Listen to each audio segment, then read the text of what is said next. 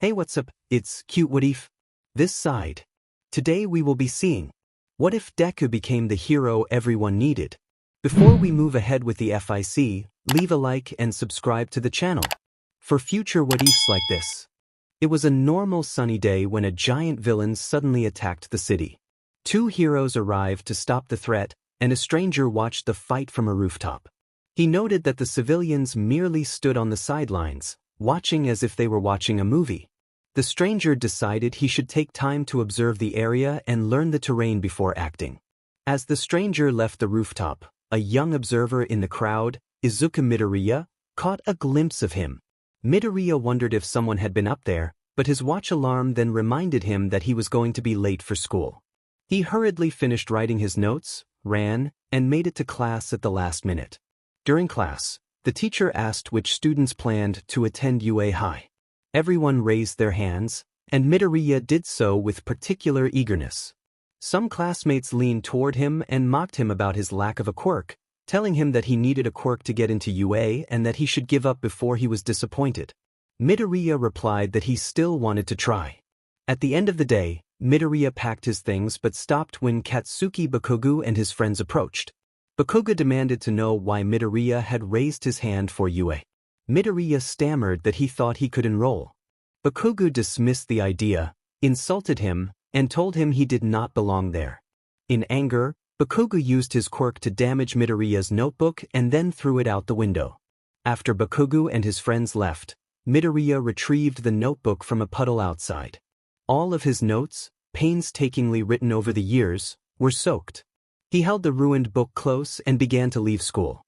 As Midoriya walked home, the stranger ran along the rooftops nearby, still scouting the city. The stranger had only been running a short while and had seen little of interest when a loud noise drew him toward a bridge. He found a large figure with its back turned and, not wanting to engage directly, hid at the entrance to watch. From his vantage point, the stranger saw the figure pick up a boy and immediately recognized the hero. The stranger realized the hero was All Might. All Might carried the boy into a nearby neighborhood and helped him back to his feet. The boy responded with obvious excitement and gratitude, and All Might prepared to leave. The boy clung to All Might for a moment longer before finally letting go, and All Might departed. The stranger kept his distance, waiting for the boy to leave so he could continue his observation. Curious, the stranger followed at a distance and climbed to a rooftop where he overheard part of a conversation. Midoriya was asking whether anyone without a quirk could become a hero like All Might. All Might responded that it was not possible. Midoriya remained on the rooftop with a saddened expression. A short time later, an explosion sounded nearby. All Might sprang into action and leapt toward the disturbance. Midoriya ran out to follow him, and the stranger moved to pursue as well. They arrived at a rooftop where a boy was being attacked by a sludge-like villain. Several heroes were present but had not yet intervened. The stranger prepared himself, but then he saw the same quirkless boy charge straight into danger to save the one under attack. The boy struggled against the sludge villain and was pulled in by its grasp. All Might intervened, landing a powerful, non-graphic strike that dispersed the sludge and freed both boys. The civilians cheered for All Might. From his rooftop position, the stranger watched the young rescuer carefully and noted the boy's willingness to risk himself for another. The stranger thought the boy was remarkably brave, even if his actions were reckless. Stain watched the rescue and thought that the boy had risked his life to save another not for glory but for something purer. He decided he had to speak to him at once. After all that had happened, Izuku Midoriya began walking home until he was grabbed from the street and taken to a rooftop. He came to slowly, groggy from being drugged, and saw the stranger who had taken him. Fear tightened his chest as he asked who the stranger was. Stain said that before answering he wanted to know why Izuku had run toward the sludge monster. Izuku explained that his childhood friend had been in danger, that the heroes were doing nothing, and that he had stepped in to save him even though he had not been strong enough. Stain said he did not know whether Izuku was foolish or mad, but that either foolishness or madness made him braver than any hero. Izuku asked if that was true. Stain affirmed it and told him he wanted to train him to be a vigilante. Izuku asked what a vigilante was. Stain reminded him that All Might had rejected him as a hero and said he wanted to teach Izuku to be something greater than a hero, a vigilante. He asked Izuku to take his hand so he could teach techniques and show that being a vigilante was a different kind of strength. Izuku thought long and hard, remembering all the people who had told him he could never be a hero. He reached out and took Stain's hand. Stain acknowledged the choice and finally answered the question. His name was Stain, and for now Izuku would call him Sensei. On that day, the quirkless boy Izuku Midoriya became Stain's student. After that day, Izuku agreed to be trained as a vigilante and Stain told him to go to a specific location to begin. Izuku took a train and a bus and ended up in a rundown part of the city littered with abandoned buildings scarred by past battles between heroes and villains. He reached the abandoned warehouse at the address Stain had given him, stepped inside cautiously, looked around, and called out a hesitant hello for his mentor. Deku called out for Stain. A loud thump came from behind him. He turned slowly and saw no one. When he turned back, he was met with a fist to the face that knocked him off his feet.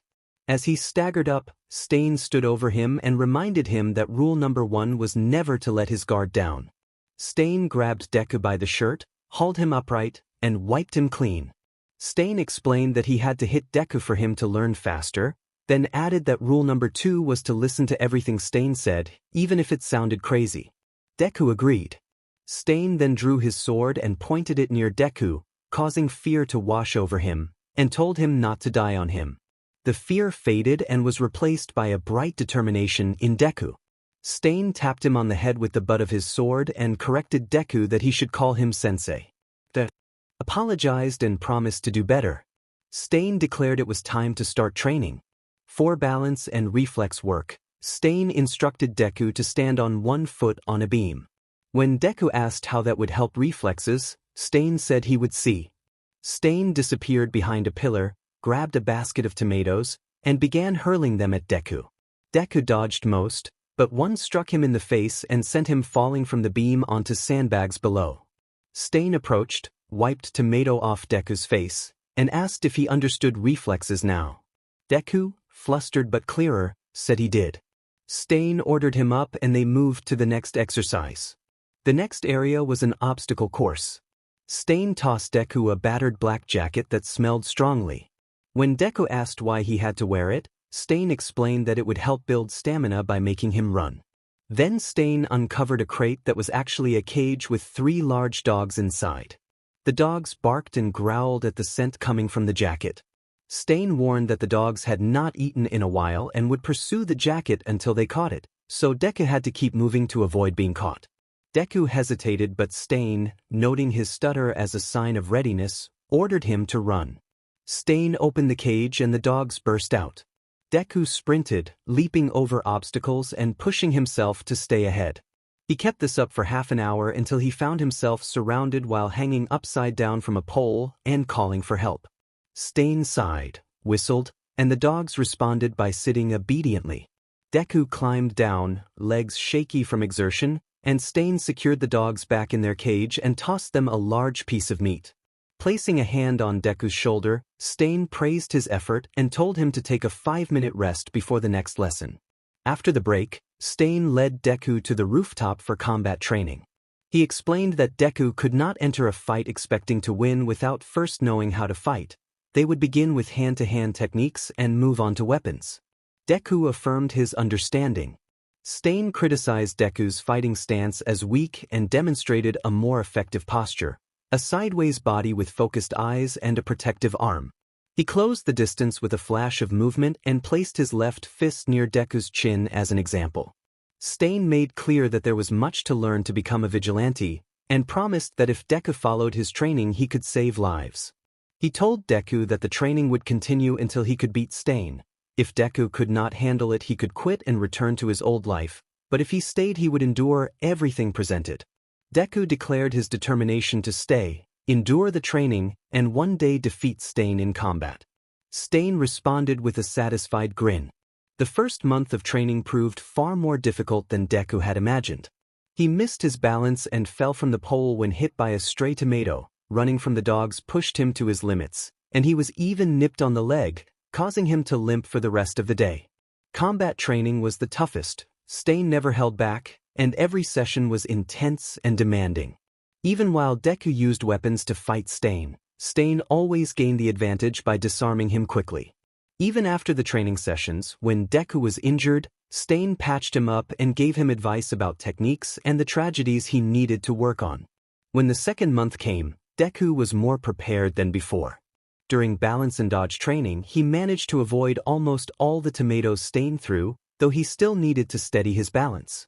In the dog run, Deku used the surroundings to slip away from the dogs as best he could. He nearly outran them until he tripped over his own leg and fell. The dogs would have closed in, but Stain stopped them before they could. In combat training, Deku improved rapidly in hand-to-hand work with Stain and even managed to graze Stain's cheek with his fist. With weapons, Deku was decent with a sword and knives, but he was most skilled with a bow staff and batons. Thanks to his stamina training, he was able to keep up with Stain's sword fighting for stretches, though Stain's superior experience still let him outmatch Deku at times. When the third month arrived, Deku trained until the sun set with Stain. In balance drills he managed to dodge every tomato and even caught the last one, which impressed Stain.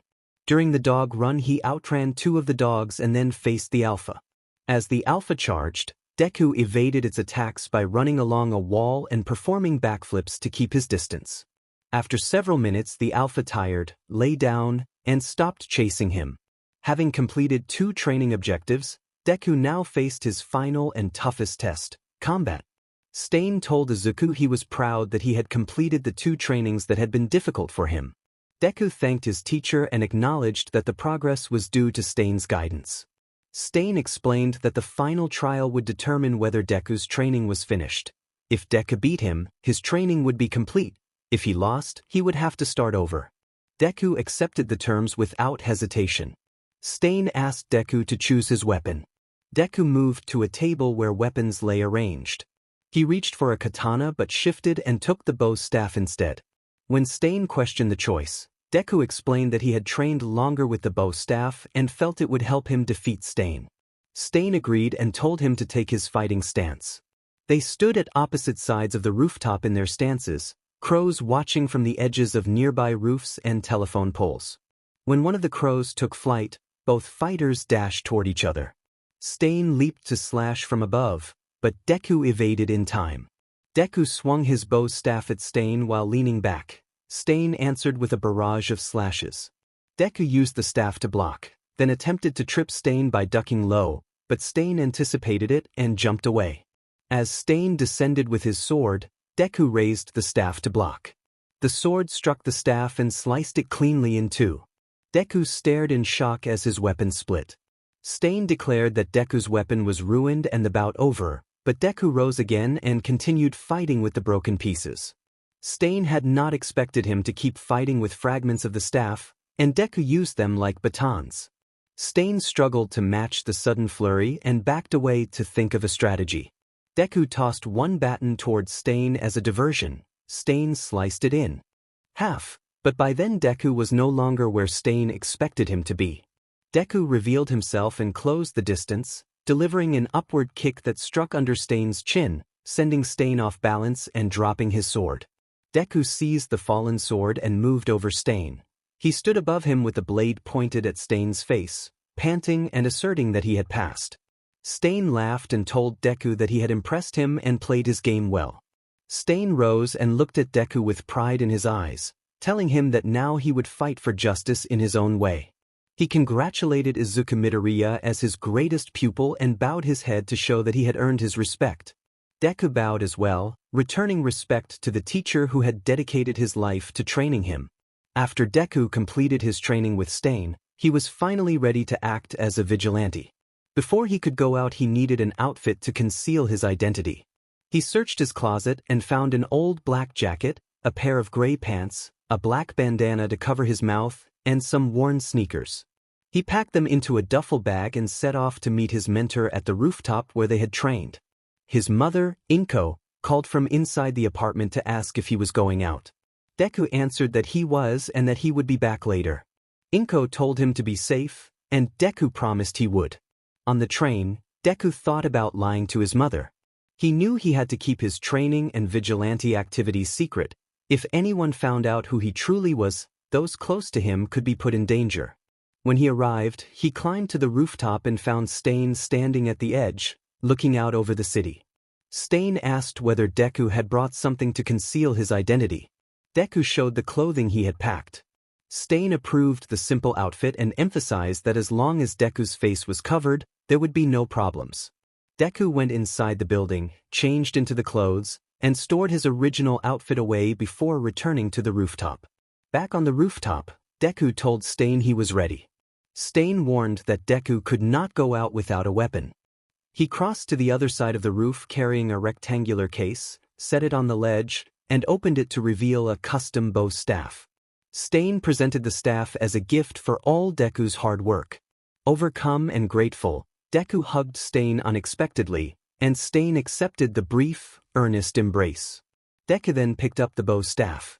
Stain told Deku that the last thing they needed was a name that would not give away his true identity. He explained that after Deku's final test, a crow had appeared behind him and had later been seen following Deku. Stain believed the bird was a sign. He offered the name the Crow. Deku liked the name and accepted it. Stain urged them to begin spreading the name of the Crow, and Deku vowed that people would come to know the Crow and his motives. Together they leapt across rooftops toward the city, and a lone crow flew after them. A month later, news of an unknown vigilante known as the Crow had spread through the city. People talked about the mysterious figure who was stopping criminals the heroes had trouble reaching. Each time a criminal was stopped, witnesses often noted the distant call of a crow, but no one could uncover the vigilante's true identity. Inside a loading warehouse, goons hurried to load crates of weapons into trucks. One goon urged the others to hurry, insisting they needed to get the cargo out. Another goon joked about whether the Crow might show up. A third goon threatened violence if the Crow interfered, but the others dismissed the bravado and focused on loading crates. Unseen above them, Deku moved silently through the shadows. He balanced on top of a box and began to take down the criminals one by one, using stealth and precision rather than lethal force. He counted 6 men by the trucks, 2 armed and the rest unarmed. He pulled a smoke grenade from his jacket and rolled it close to the 2 armed men. When the device activated, it filled the area with thick red smoke.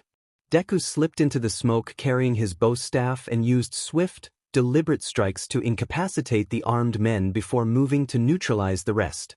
In a short, efficient fight reminiscent of an animated duel, the goons fell unconscious and Deku stood over them, staff in hand. Deku did not notice at first that someone had him in their sights. A sniper on a nearby rooftop raised a rifle and took aim through a scope. The scope view was suddenly blocked by a steady hand, and Deku turned to see Stain. In a swift, precise motion, Stain intervened and performed a clean takedown that left the sniper incapacitated without any graphic injury. After dealing with the shooter, Stain moved down to Deku and addressed him as Crow. Deku greeted his mentor and admitted he had not expected Stain to join him. Stain explained that his presence had been necessary because Deku had been in the sniper's sights and would have been killed otherwise. Stain had neutralized the threat before the trigger could be pulled. Deku thanked him and acknowledged that there was still much to learn. Stain reminded him that the road ahead required continued training and discipline. They paused briefly on the rooftop, the city unfolding beneath them, and Deku steeled himself to keep improving. Deku told Stain that they should leave because the police would arrive soon. Deku agreed with his mentor and they left the warehouse, making their way across rooftops. As they ran away, distant sirens confirmed the mission had been successful. After hours of travel, they finally returned to their base late at night. Stain decided they would call it a night and insisted Deku go home and get enough sleep for school, warning him that no one could discover his identity as the Crow. Deku thanked his mentor for saving his life, gathered his duffel bag, changed into normal clothes, and headed for the train station. The next morning Izuku Midoriya put on his high school uniform and walked toward school. He noticed people holding newspapers with headlines about the Crow and felt a small, satisfied grin, knowing he was helping the city. As he walked, he realized the reports also mentioned a different, darker story about attacks on heroes, and he stopped to listen to passers-by describing the reports.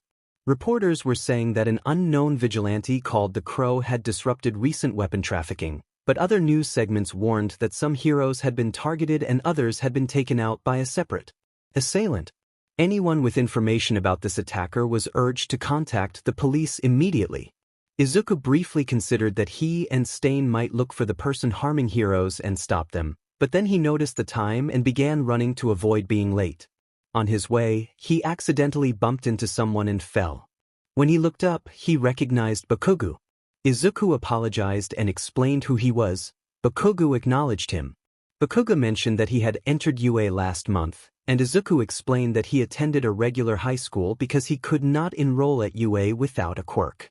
Before Bakugo could respond, Eijiro Kirishima, wearing a UA uniform and with his arm over Bakugo's shoulder, greeted them both.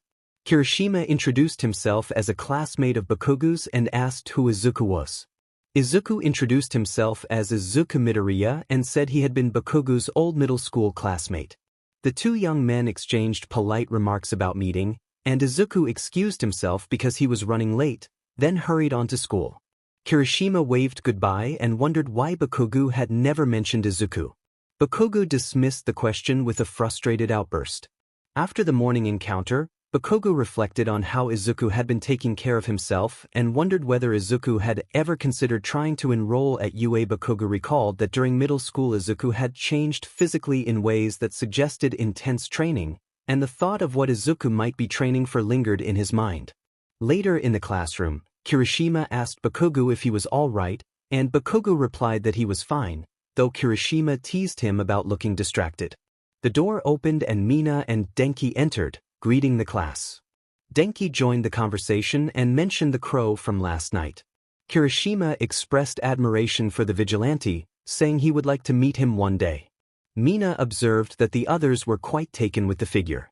Denki pointed out that the Crow had been saving people that neither pro-heroes nor the police could reach in time, and Kirishima agreed that whoever the vigilante was, his intentions seemed to be to protect people.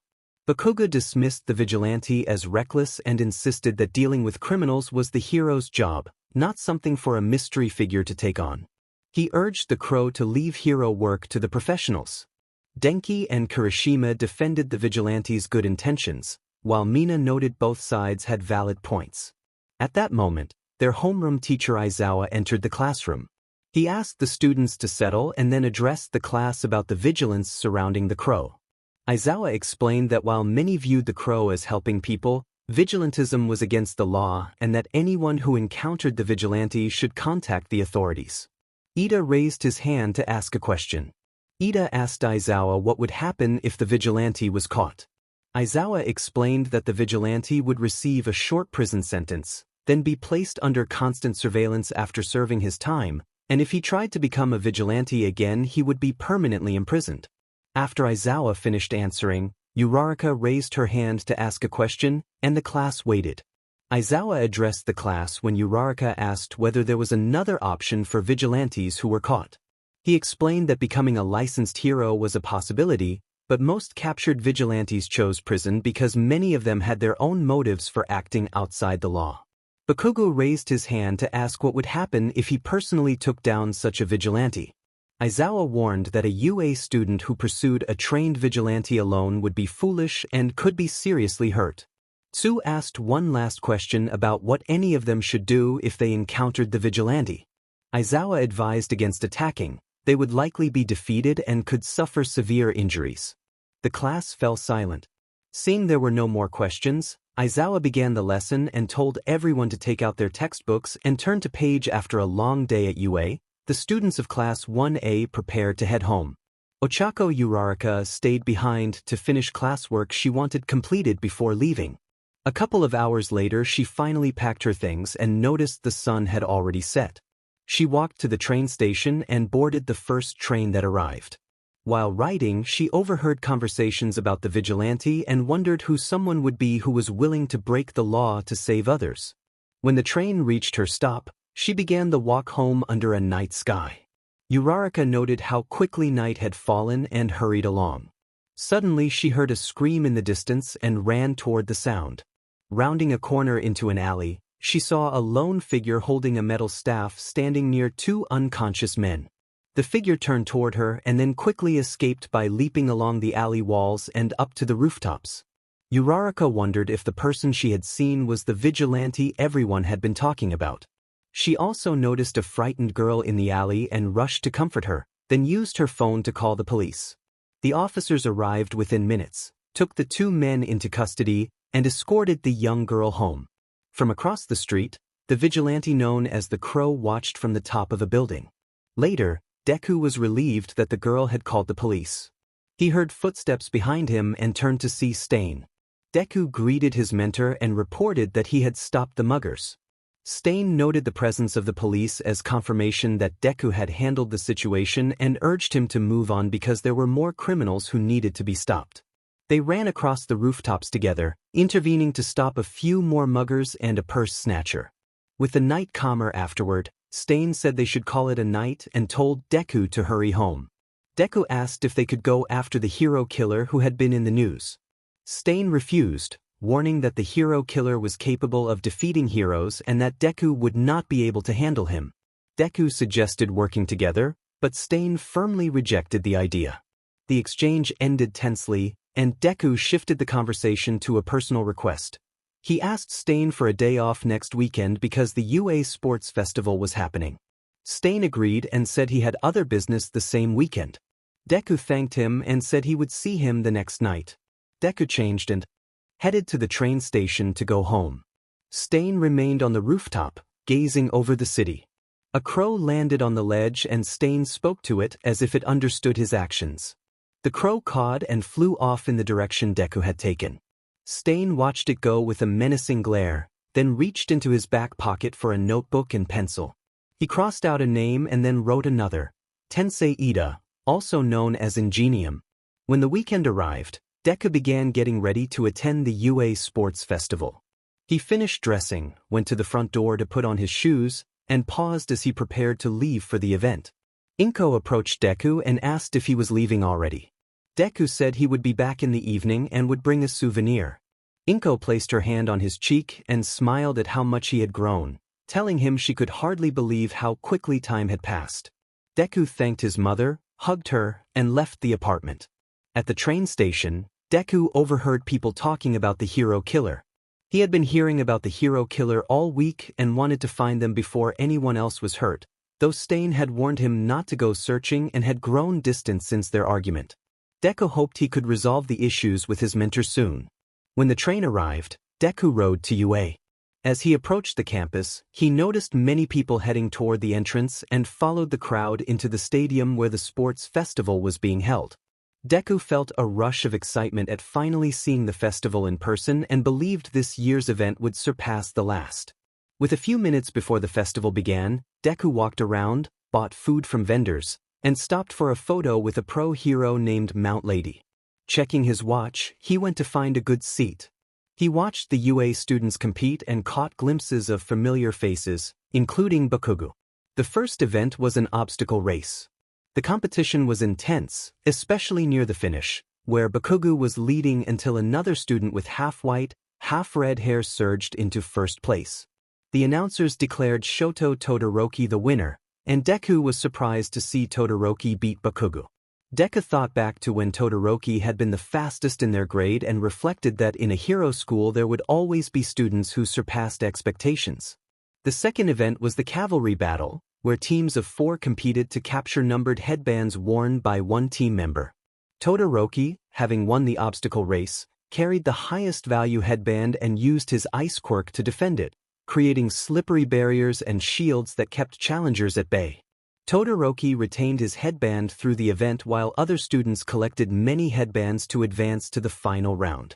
During the break before the final event, Deku went to a vending machine for a drink and leaned against a wall while thinking about what Stain might be doing. He was interrupted when Bakugo noticed him and asked why he was there. Deku explained he had come to see the sports festival and praised how hard the students, including Bakugo, were pushing themselves. Bakugo replied that he intended to win because he was the best. Deku smiled at Bakugo's confidence, told him he would be cheering him on, and returned to his seat. The final event consisted of individual fights. A student with purple hair named Hitoshi Shinso, who used a quirk that influenced opponents from a distance, won an early match without making physical contact, which left Deku puzzled. Another match pitted Shinso against Todoroki, and Shinso emerged victorious, again using his ability in a way that confused spectators. The final match was set between Bakugo and Shinso. When the fight began, Bakugo suddenly turned and began to walk toward the edge of the arena. Deku could not just watch and ran to the edge of the seating area, calling out Bakugo's name to get his attention. Bakugo snapped back and accused Shinso of trying to take control of his will. Shinso, frustrated, thought he had almost secured victory and had been close to succeeding. Shinso looked in the direction where Bakugo had turned. The crowd tensed as the confrontation continued. He heard the scream and saw Deku. Shinso thought that it had to be him, that he must have done something to stop the opponent from stepping out of the ring. Bakugo urged everyone to get it over with. Shinso knew he could not beat Bakugo, so he raised both hands and surrendered. Bakugo stopped advancing when Shinso yielded. The teachers declared Bakugo the winner of the sports festival, awarded second place to Shinso, and third place to Todoroki. As Bakugo stood on the podium, he looked toward the direction where he had heard Deku call out and could not believe that the nerd had been the one to save him. When the sports festival ended, Deku walked out of the stadium with a happy expression. His phone vibrated in his pocket, and when he checked it he was shocked to find a report that Ingenium had been incapacitated by the hero killer. He read on as the investigators released a clear picture of the killer's identity. Recognizing the face, Deku dropped his phone in disbelief and realized that the killer was someone he knew, his sensei. After learning what had happened to Ingenium and seeing the killer's identity revealed, Deku rushed toward the hero killer's base to confront Stain. On the way he thought back over the time he had spent with Stain and how he had failed to see the truth sooner. He arrived at the base as the sun was setting and called out for Stain to show himself. Stain dropped down behind Deku. Deku reacted with a sideways kick aimed at Stain's head, but Stain caught his ankle and stopped the attack. Stain asked what Deku was doing there and reminded him that he had seemed to ask for the day off. Deku stared at him with hatred, finally recognizing that the man who had once believed in him was the same person attacking heroes. Deku told Stain that he knew who he truly was and what he had been doing. Stain admitted that his secret was exposed, pushed Deku away while still holding his ankle, and asked what Deku intended to do about it. Deku declared that he would stop Stain. Stain challenged him to try. Deku rushed forward with a flurry of kicks, but Stain calmly blocked and evaded them. Deku switched to punching, and Stain continued to deflect every strike as if it were nothing. Deku noticed that Stain rarely countered, he only stood and absorbed or dodged the attacks. Deku backed up to reassess his approach. Stain told him to give up, saying he could tell by Deku's expression and warning that continuing would only lead to injury. Deku refused to back down, insisting that he could not walk away while Stain was still out there harming others and that he would stop him even if it cost him everything. In an instant Stain closed the distance and confronted Deku face to face, questioning whether Deku was truly willing to risk his life. Then Stain struck Deku with a knee that sent him skidding across the floor. Deku retched and was ordered to get up. Deku forced himself to rise and took up a fighting stance. Stain rushed him again and landed a heavy blow that knocked Deku down. Again he was told to get up.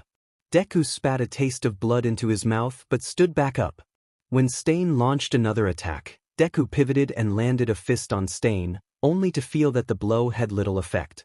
Stain seized Deku's wrist and squeezed, causing Deku to cry out in pain. Looking into Stain's eyes, Deku was filled with fear. Stain called him pathetic, drove his forehead against Deku's, and Deku fell to the ground. Stain drew his sword, raised it, and prepared to bring it down. Deku, thinking of the moments when Stain had been the only person to show him belief, closed his eyes and braced himself. The sword came down but was delivered in a way that spared Deku severe harm, landing to the side with a startling impact rather than a fatal strike. Stain told Deku that he had not killed him because Deku was a weakling who did not deserve to matter to his blade. He replaced the sword on his back and began to walk away. Deku found the strength to get up one more time and called out for him to wait. Stain turned and asked what Deku wanted. Deku asked why he was doing this. Stain replied that those who called themselves heroes were false, that true heroism was rare, and that he believed in a harsher standard than society accepted. The confrontation ended with Deku left standing as Stain walked off into the twilight. Stain had told Deku that if he dared come after him, he would not hesitate to kill him even if Deku was his own student, and that he had important matters to attend to. Stain walked away without noticing that Deku was shedding tears. Deku called out to him, addressing him as sensei. A few days passed since Deku's fight with Stain. He had not gone out as a vigilante during that time and returned home after school, though he often thought about confronting Stain again.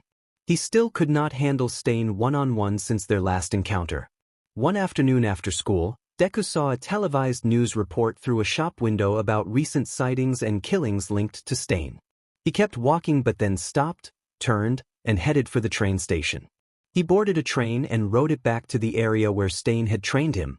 When Deku arrived at the old base, Stain was not there. He moved through the rooms until he reached the changing area and found his duffel bag with his equipment. His phone vibrated in his pocket. A news alert said the city of Hosu was under attack by strange creatures. Deku realized Hosu was where Stain had fought Ingenium. He grabbed his duffel, changed into his gear, retrieved his bow staff from its case, and climbed to the rooftop. From there he traversed the rooftops toward the nearest bullet train, leaping and sprinting until he caught the speeding train and held onto a railing as it sped toward Hosu. Deku told himself he was nearly there. The city should be up ahead. As the train neared Hosu, something crashed into the car ahead and the train came to a sudden stop. Deku ran forward, jumped down, and encountered a huge creature with a damaged area on its head. He wedged his bow staff into that vulnerable spot, bringing the creature down without any graphic detail, then pulled his staff free and left the train. He leapt to a nearby rooftop and continued toward where Stain might be. On a water tower overlooking the burning city, two figures watched the chaos. Tamura Shigaraki wanted to see how the hero killer would fare against his Nomu. Kurogyari noticed movement from the train's direction and alerted Tamura. Using binoculars, Tamura saw a figure in a dark hoodie carrying something and wondered who it could be. He concluded that whoever it was would die if they tried to stop his Nomu. Deku ran across the rooftops, seeing the creatures attacking the city. He wanted to help the heroes, but his priority was finding Stain before another hero was killed. Remembering where Stain's murders typically occurred, he moved along rooftops above the alleyways. He spotted Stain about to strike a hero.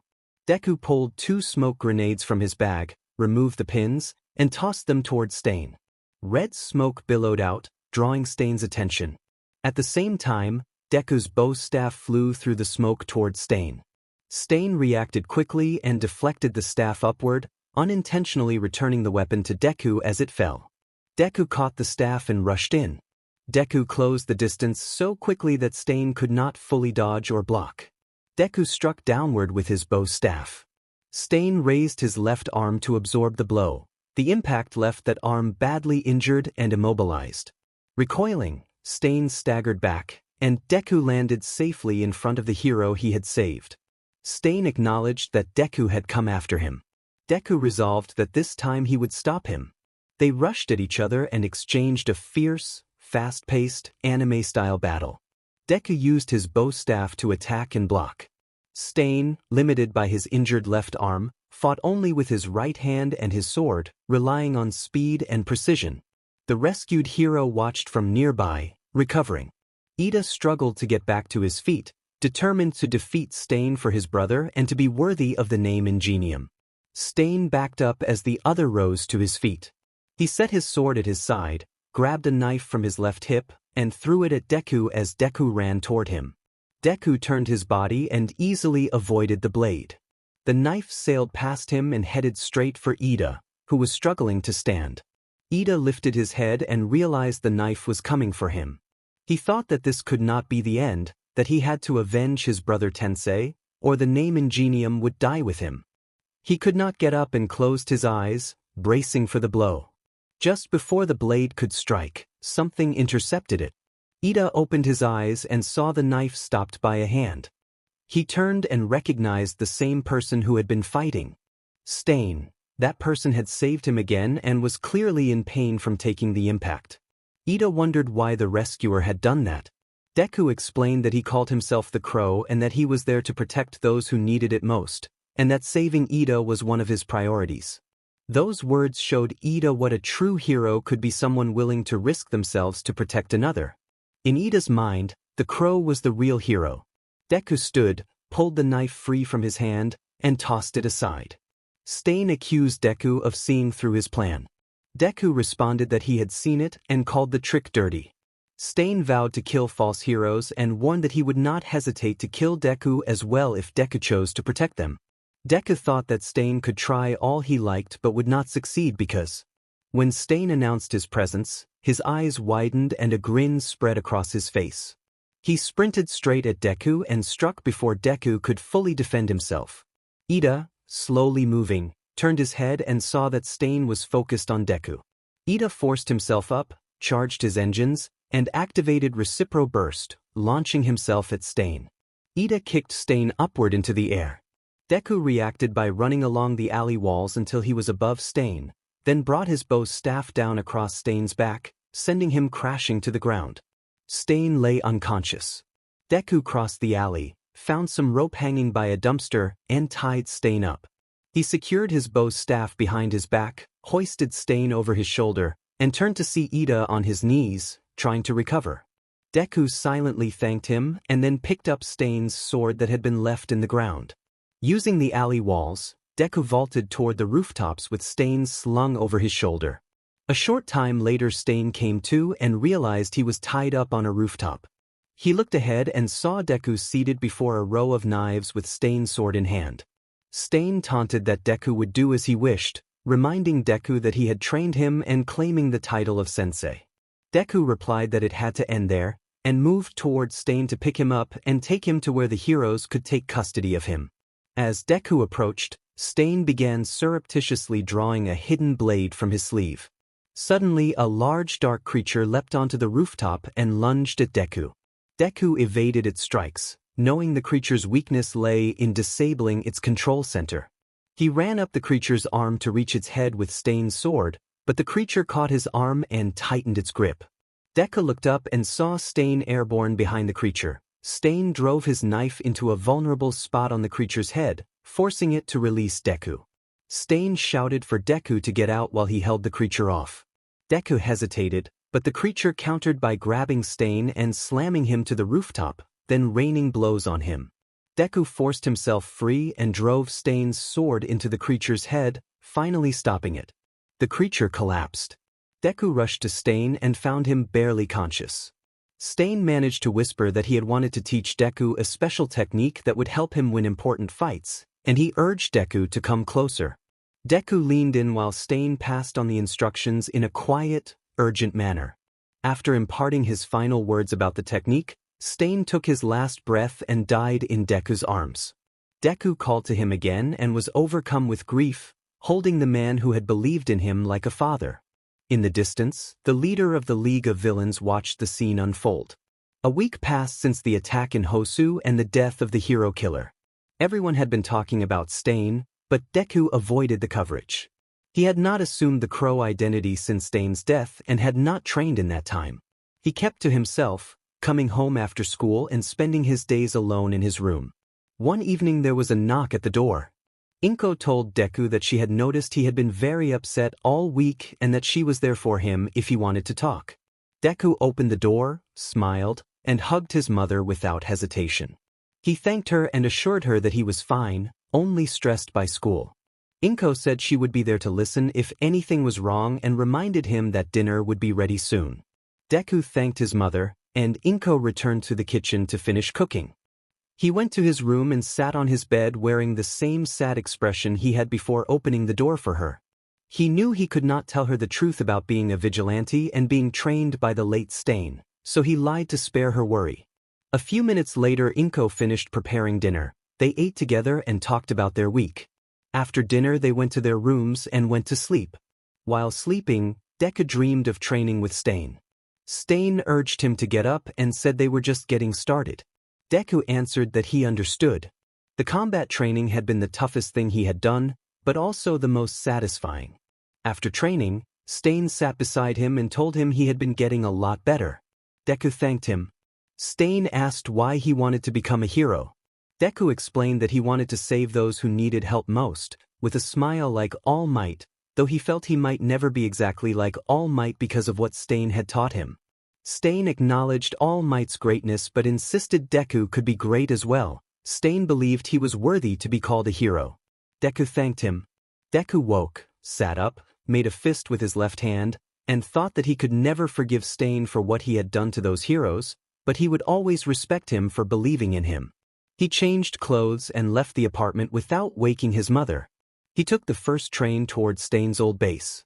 When he arrived, he entered an empty room and saw Stain's mask and swords, and beneath them his bow staff and a duffel bag of clothes. After changing, Deku bowed his head to the mask and swords, took his bow staff, and climbed to the rooftop. He stood on the ledge and looked over the city he planned to protect from the shadows. A crow flew overhead, then peeled away toward the city. Deku smiled and followed it, leaping from rooftop to rooftop. Weeks passed since he returned to the streets as the crow. Each night he captured criminals and left them for the police. Some police officers and heroes began to view him as an ally, while others saw him as a threat. Deku noticed the differing opinions in the news but continued operating in the shadows as he had been trained. One cool night he watched the city from a rooftop and reminded himself that a quiet night did not guarantee no crime. A few minutes later he heard a woman cry for help and ran across the rooftops toward the sound. He arrived in time to see two thugs cornering a woman in an alley. He dropped down behind them and readied his bow staff. The thugs turned and pulled guns. An undercover officer ordered him to freeze and claimed to be police. Deku realized it was a trap. He insisted he was on their side, but the officer insisted Deku was a criminal and ordered him to kneel. Deku ignored the command and searched for an escape. He pulled a smoke grenade from his jacket and threw it. One officer shot the grenade, releasing red smoke that obscured their vision. Using the smoke for cover, Deku ran up the alley walls and back to the rooftop. An officer reported that the vigilante had returned to the rooftops and the pilot acknowledged. As Deku ran, he heard a helicopter approach and tried to outrun it, but it kept pace and shone a light on him to prevent him from hiding. He thought of ways to shake it off but did not notice a marksman seated on the helicopter with a rifle aimed at him. The pilot asked whether there was a clear shot. The officer replied there was not yet and instructed the pilot to keep following. Deku continued running on the rooftops as the helicopter closed in. The chase continued as the helicopter drew nearer. He began sprinting to get enough speed to clear the gap to the next building. As soon as his right foot left the edge, he felt certain he would make it, but while he was airborne he heard a sharp bang and felt an impact in his shoulder. He fell into the narrow alley between the buildings. The police officer reported that they had the target, and the pilot said they would find a safe place to land to pick him up. The helicopter lifted away. Deku lay amid a pile of garbage bags, clutching his injured shoulder. The pain was intense and he fought the urge to stay still. He told himself he had to get up and get out before they found him. He hauled his body out of the debris, leaned against the alley wall, and began to move. Each step grew harder. His injured arm throbbed and his sleeve became damp from the wound. He focused on the way out even as his vision started to blur. He thought he was almost there, but after a few more steps he suddenly lost his balance and began to fall. As he went down he saw a figure pass the mouth of the alley and tried to call for help, but his voice faltered and darkness crept in. Once Deku fell to the ground, the figure who had been watching turned and saw him. The stranger ran over and knelt beside him, asking if he was all right. The stranger noticed an injury to Deku's left shoulder and judged from its size that it was likely caused by a rifle. Sirens began approaching, and the stranger hesitated, knowing they should not get involved, but Deku's faint plea for help made them lean down to him. A stranger could not leave him. The rescuer placed Deku's right arm over their shoulder and began carrying him, and, spotting his bow staff, grabbed it as they left. Minutes later the police arrived at the scene but found no trace of Deku. He and his rescuer were already near an apartment complex. The rescuer told him they would patch him up and that, judging by his gear, he might need some of their inventions to help. When Deku began to open his eyes he found himself in a dim, cluttered room. Pain radiated from his left shoulder, now wrapped in bandages. He tried to remember what had happened the night before and realized the person who saved him might know his true identity, which made him uneasy. He managed to sit up and swung his legs over the bed until his feet touched the floor, but the effort left him stumbling and he fell with a loud thump. Footsteps approached outside the door and the doorknob started to turn. Deku grabbed a nearby wrench and braced himself. The door burst open and he instinctively threw the wrench. It struck someone who fell to the floor. Deku crossed the room and saw that the person he had hit was a young woman. He panicked at having hit her and leaned in to check if she was all right. The woman mumbled that she would get to her babies in a minute. Deku thought he should leave before she fully woke, but she recovered quickly and sat up, greeting him. Deku felt a rush of worry about what she might ask. The woman asked if he wanted breakfast. He said yes, and she helped him to his feet, supporting him by the shoulder, and led him to the kitchen. She seated him on a stool and began preparing food. While she worked, Deku asked who she was. She introduced herself as Mei Hatsum and said he was in her place. She then asked his name, and he replied that he was Izuku Midoriya. Mei asked whether he preferred coffee or tea. Deku said tea, but she explained she only had coffee. Mei placed a plate of eggs and bacon and a cup of coffee in front of him and told him to eat to regain his strength. As Deku ate, Mei turned on the television and pointed out that the news was talking about the events from the night before. Deku watched in alarm as the report showed footage of the incident and referenced him as that crow guy people had been talking about. Mei noticed his unease, laid a hand on his right shoulder, and reassured him that she would not tell anyone about his secret. She added that she did not think he was a bad person and that she could help him. After breakfast, she led him to another room and opened the door to reveal a home workshop filled with inventions and blueprints hanging from the walls and ceiling.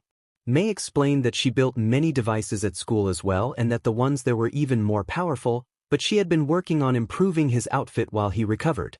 She said she wanted to show him what she had done. Deku looked around at the scattered inventions and tried to absorb everything Mei had told him, feeling both surprised and grateful for the help. Izuku hesitated before Mei continued describing his outfit and asked if she had changed him to patch him up. Mei explained that she had already changed him so she could properly tend to his wounds. Izuku felt his face warm with embarrassment at the thought that a girl had handled his clothing, but he listened as she showed him the new suit. Mei opened a metal cabinet and presented the outfit. She explained that she had redesigned the hoodie and pants using a special fabric that was fireproof, waterproof, and acid-resistant. Because he had been shot in the shoulder, she had added bulletproof padding inside the fabric. She also said she had redesigned his shoes and gloves. The gloves and boots now contained retractable hooks to help with climbing, and the boots stored kinetic energy from running to boost his jumps. Once fully charged, the boots could help him jump as high as the building he had fallen from. Izuku admired the upgrades and thanked her. Mei pointed out that she had also replaced his ragged bandana with a high-tech mouth covering that doubled as a gas mask. She then reached into the locker, retrieved his bow staff, and twisted it apart. Sparks danced at the ends as the two pieces separated. Mei explained that she had converted the bow staff into electrified batons that produced electricity when separated and reverted to a regular staff when reconnected.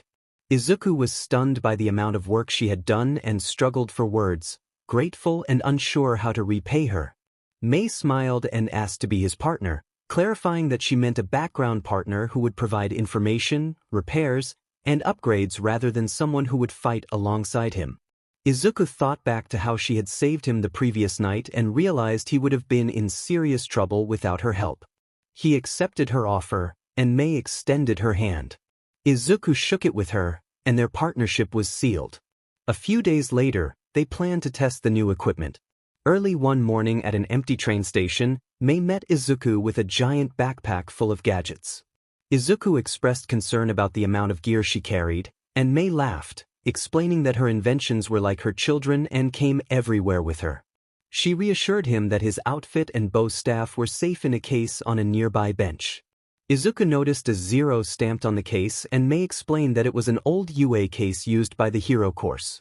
They boarded the train together. The carriage was empty, which suited them. Mei noted that it kept them from drawing attention. Izuku led them to the location of his small base, explaining that it was where he stored equipment and trained. Mei admired the place for its openness and suitability for testing new devices without disturbing others. Once they arrived, Izuku showed Mei the modest base. Mei praised the space and said it would be perfect for trials. Izuku went to the room where he changed into his suit. He paused when he saw swords and a mask hanging on the wall, a reminder of Stain. He bowed his head toward the weapons out of respect before opening the case and putting on the new outfit. The suit felt different from his old one, more protective and functional. He connected the two halves of his bow's staff to make it whole and stepped back out to where Mei was working. When Izuku returned, he found Mei surrounded by scattered equipment from her bag. She looked up and smiled with obvious excitement at the sight of him in the new suit, eager to begin testing. They finished setting up and prepared to try out the equipment together. Mei told Deku that she had made the outfit and that it suited him well. Deku agreed that it fit and was comfortable. Mei then asked if he wanted to give it a test run, and Deku confirmed that he did. Mei explained the first exercise: run straight toward the wall at the end of the room, jump as high as possible, and make sure the palms of his hands touch the wall first. Deku set his bow's staff down and ran toward the wall. As he approached, he bent his knees and launched himself into the jump. When his fingertips met the surface, the glove mechanism engaged and held him against the wall.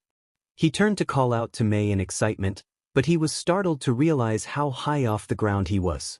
Mei cheered that they worked, visibly excited.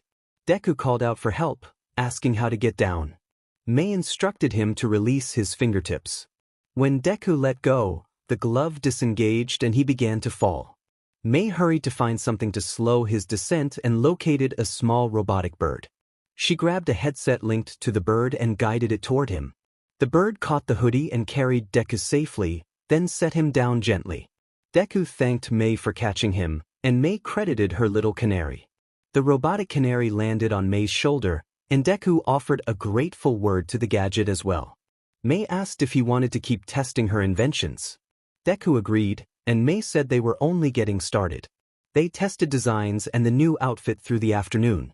After a while they took a short break and ate food Mei had prepared. During the meal, Mei asked Deku a serious question about why he wanted to be a vigilante. Deku paused, set down his chopsticks, and took a breath. He explained that he had never really wanted to be a vigilante, he had wanted to be a pro-hero and attend UA. When Mei asked why he had not pursued that path, Deku admitted that he was quirkless. Mei reacted with surprise at the idea that he had no quirk. Deku affirmed it quietly. Mei found the revelation interesting. She explained that many of her inventions were designed to enhance or amplify existing quirks, so helping someone without a quirk would require creating new devices to give him an advantage.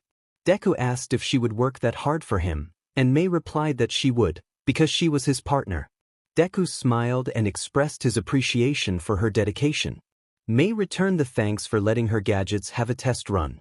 After they finished eating, they resumed testing until the evening. Deku lay on the floor, breathing heavily from exhaustion. Mei asked if he could continue, and Deku apologized, saying he did not think he could.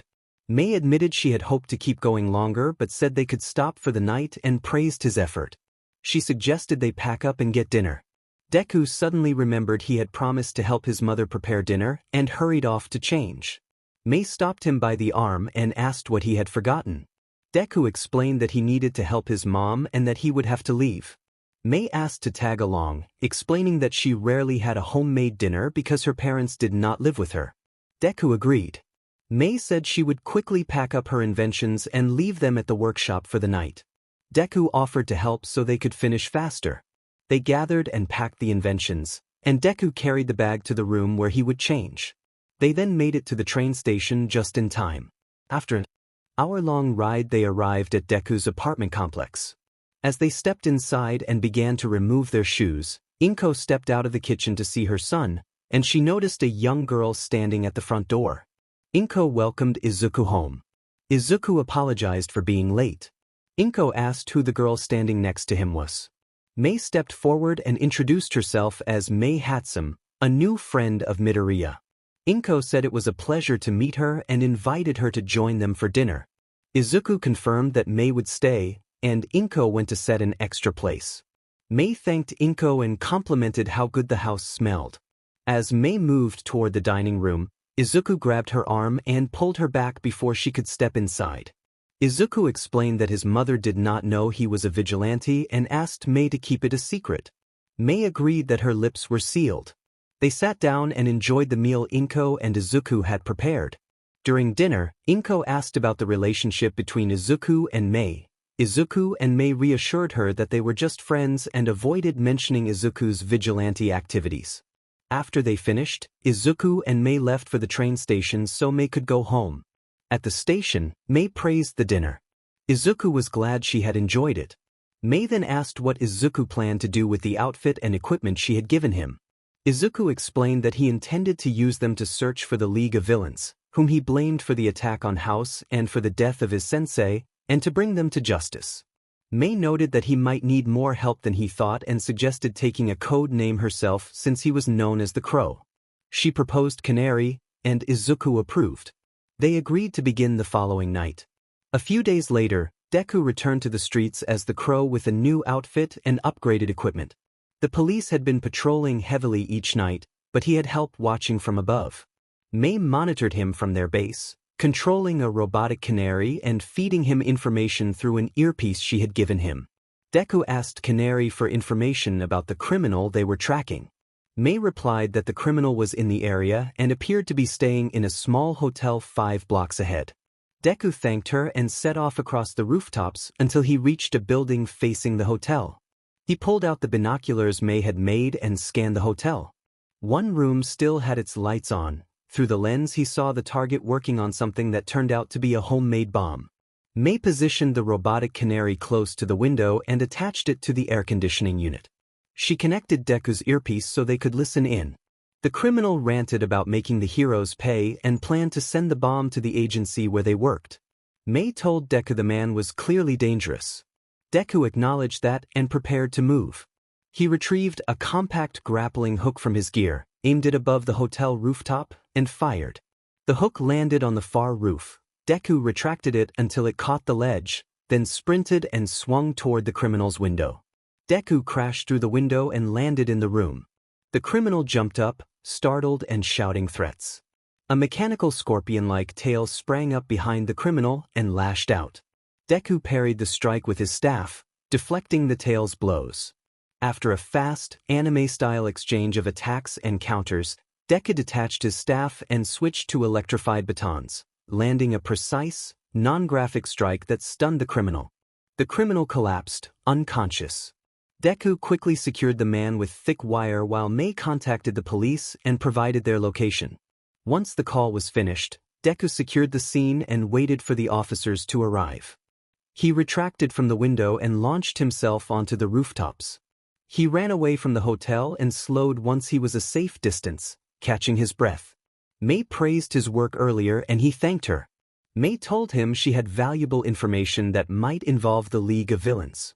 Deku asked what she had learned.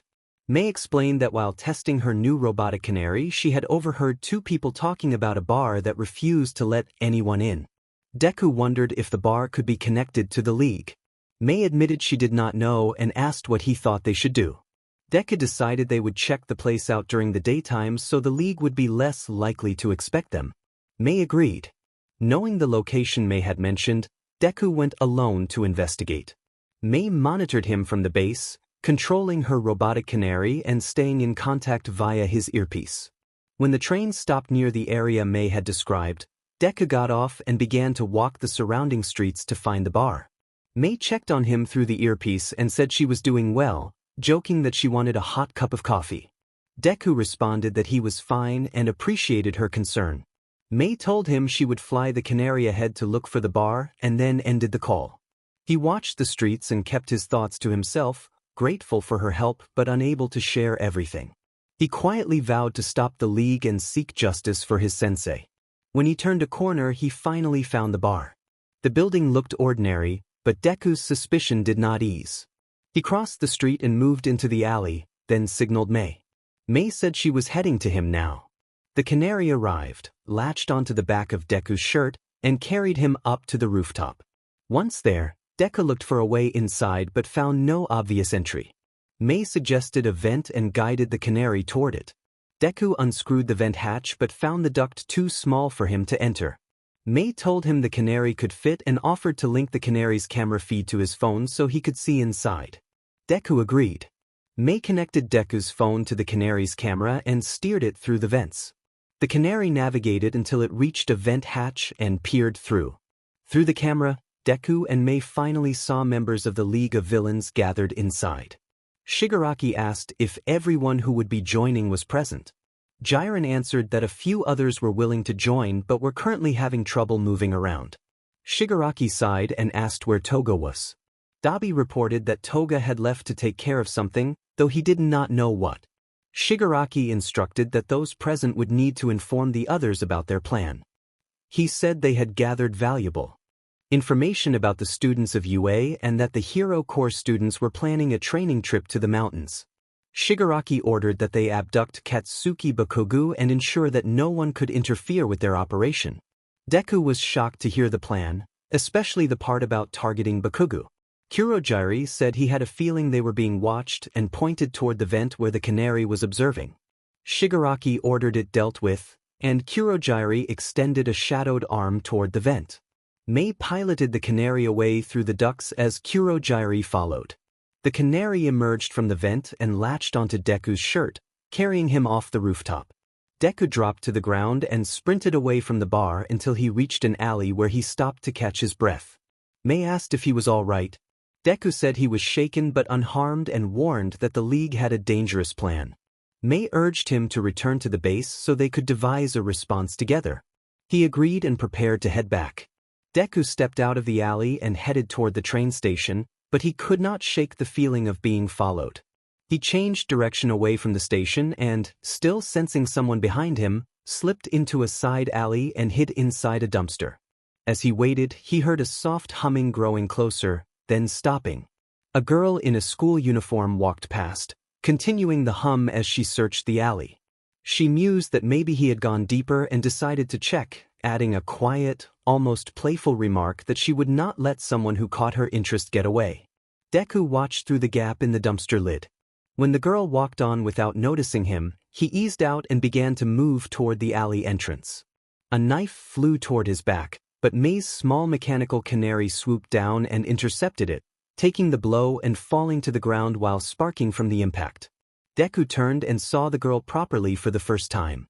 She introduced herself as Himiko Toga and noted that the little bird had gotten in her way, then said she would not miss next time. The girl produced another knife from her sleeve and threw it at Deku. He twisted to the side, caught the knife, and threw it back. The knife sailed past the girl and she smiled at the sight. When she stood up she found that Deku and the canary were gone, and she remarked that he had run away and that she had a feeling they would meet again. They left it at that. After learning the League of Villains' plans and confronting Toga, Deku and Mei began to form a plan to deal with the threat. Mei's time at UA gave her knowledge of when the Hero Corps students would travel to the mountains for training, which was useful. They took several days to prepare and plan. When the Hero Corps students finally departed UA for the mountain training, Deku and Mei left early the same morning. Deku told his mother he was heading to the mountains with friends for a few days, which made her happy. She stayed up late preparing meals for the group. On the bus ride, Deku grew impatient at how slowly they were moving, worrying that if they did not arrive in time the League might put their plan into action. Mei, noticing his tension, poked his cheek with a piece of candy and offered it to him. She placed it in his hand, so he unwrapped it and ate it, telling her it was good and thanking her.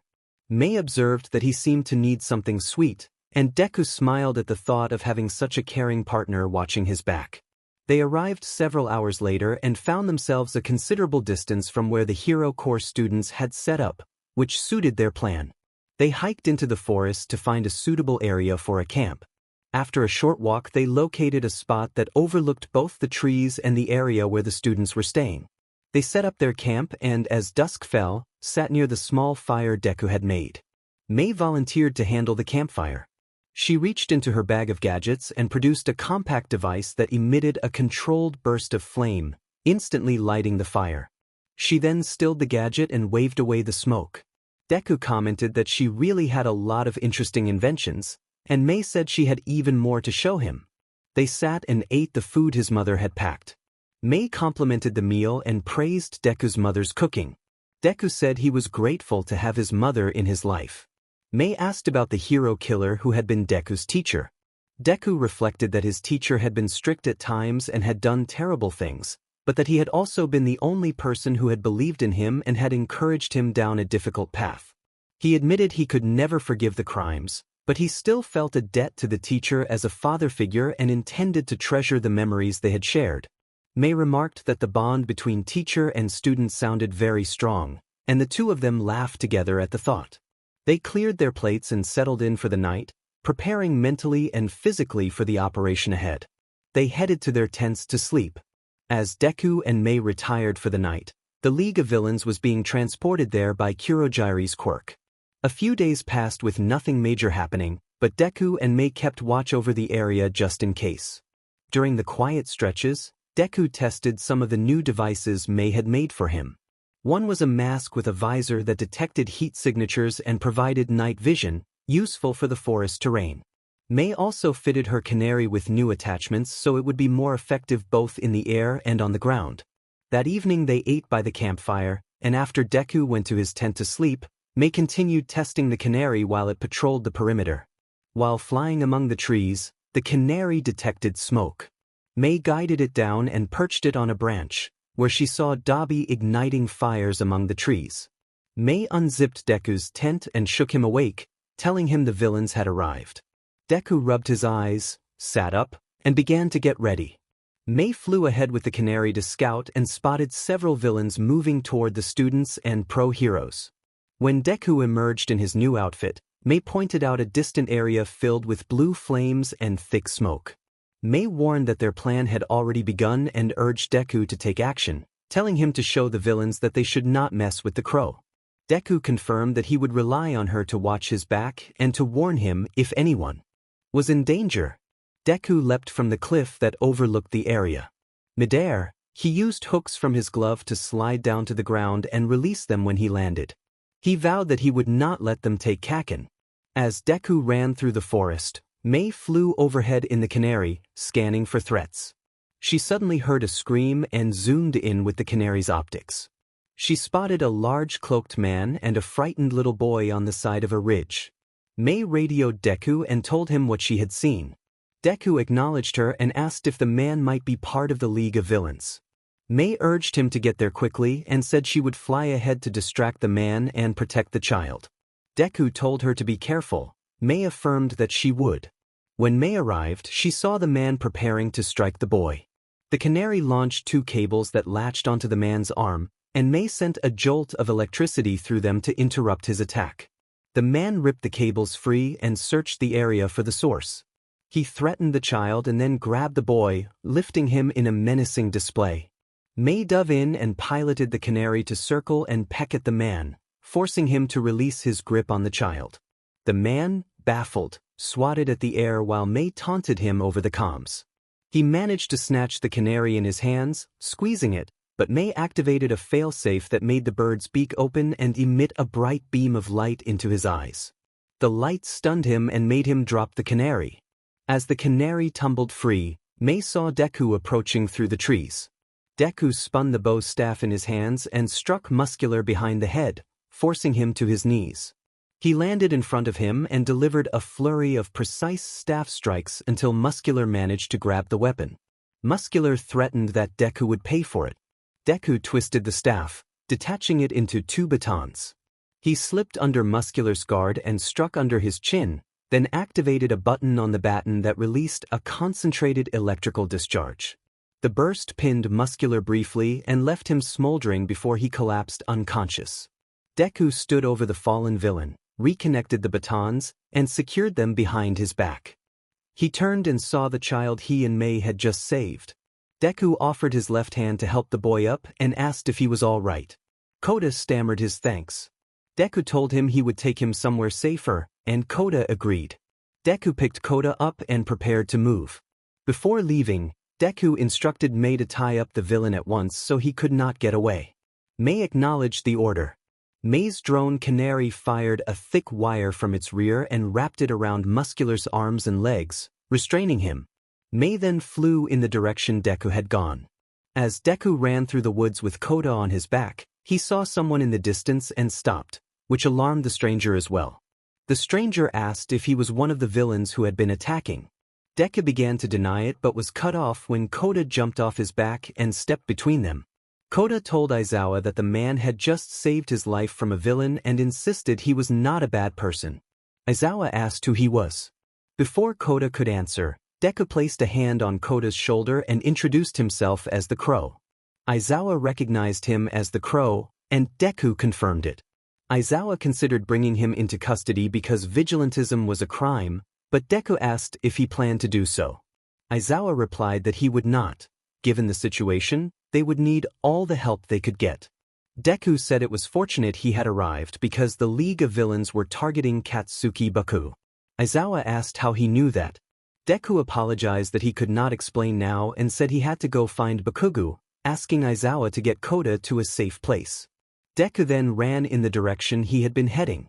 Aizawa called for him to wait and was about to follow, but Koda grabbed his hand and addressed him as Mr. Aizawa. Aizawa hesitated, unsure what to do next. Aizawa decided he could handle himself. He sighed and told Koda that he would get him somewhere safe. As Aizawa escorted Koda away, Deku arrived just as two members of the Wild Pussycats were engaged with two villains. Mandalay wondered who the newcomer running toward them was, and Tiger muttered that he might be another villain. The attackers also glanced toward the runner with confusion. Spinner reminded his partner that the two of them had been assigned to chase the Wild Pussycats, and Big Sis Magna affirmed that they were supposed to be the ones pursuing them. The Wild Pussycats braced to fight, unaware that Deku's true targets were the villains Spinner and Magna. Deku fired a grappling hook toward Spinner. Spinner raised his large-bladed sword as a shield, but the grappling cord slipped over it and began wrapping around the blade, surprising him. Deku seized the moment, tugged, and disarmed Spinner, leaving the sword at Deku's feet. Big Sis Magna scolded Spinner for letting his weapon be taken so easily, and Spinner stammered that he had not known what Deku was planning. Magna urged him to hurry and retrieve his sword. Spinner ran toward Deku to reclaim it. As Spinner reached for the blade, Deku produced a bow staff and struck the side of Spinner's face. Spinner shook off the blow and glared with anger, accusing Deku of cheating and demanding that Deku return the sword so they could have a proper fight. Deku found the challenge unfair as well. In a surprising move, he slid Spinner's sword back to him. Spinner picked it up and readied himself. The two charged and their weapons clashed. Magna considered helping Spinner, but Tiger intercepted her and struck, reminding her that they were opponents. Magna answered that she remembered and prepared to fight Tiger. The clash between Magna and Tiger, along with Deku's duel with Spinner, created an opening for Mandalay to escort the students away. During the fight, Deku noticed that Spinner's outfit resembled that of Stain. Deku asked why Spinner dressed like Stain, and Spinner declared that he was spreading Stain's teachings. Deku asked what those teachings were, and Spinner answered that they were about killing fake heroes and allowing only the chosen true heroes to live. Spinner's words enraged Deku. He insisted that Spinner knew nothing of Sensei Stain. Deku drove Spinner's sword upward until Spinner stepped back from the weapon's weight. Deku then twisted his bow staff into electric batons and moved in front of Spinner, shocking him across the chest. The electricity coursed through Spinner and caused him to stumble onto his sword, pinning him tightly and leaving him unable to move. Once Deku withdrew his batons, Spinner dropped his sword and collapsed face-first to the ground. Deku reassembled his bow staff, slung it over his back, and glanced toward the others to see that Tiger had just finished his fight with Magna. Tiger ordered Deku to stay down, then pointed at him and directed him to protect the other students while Tiger stayed behind to ensure the villains remained incapacitated. Deku acknowledged the order and ran into the forest to assist the heroes and students in need. After helping to subdue the villains and following Tiger's instructions, Deku ran deeper into the trees to locate the remaining students. The forest grew darker the farther he went. A shadowy shape lunged out of the gloom to swipe at him. Deku rolled to the side and avoided it. He reached back for something, but a large figure with multiple arms seized the collar of his jacket and pulled him in. Before Deku could speak, the figure covered his mask to prevent him from calling out. Mizo Shoji warned Deku not to raise his voice or Dark Shadow would notice them. Deku asked who the figure was and what was happening. Shoji introduced himself as Mizo Shoji and explained that the thing that had just attacked Deku was his classmate Fumikage Tokoyami and that the attacker was Dark Shadow, Tokoyami's quirk. Shoji said Dark Shadow had lost control because of an earlier encounter with a villain that had cost Shoji one of his hands.